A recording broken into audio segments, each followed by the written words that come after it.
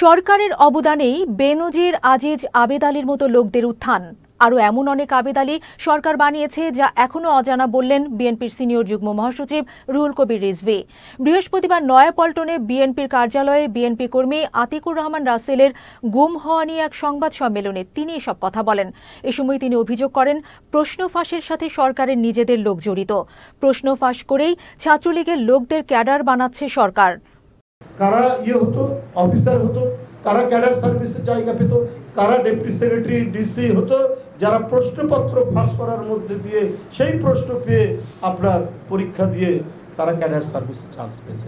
না হলে আমরা যখন যাই যেখানে শুনি যে অমুক ডিসি অমুক বিশ্ববিদ্যালয়ের অমুক হলের সাধারণ সম্পাদক ছিল, অমুক এসপি সে আরেকটি বিশ্ববিদ্যালয়, এত Chhatra League DC SP deputy secretary joint secretary হয় কি করে?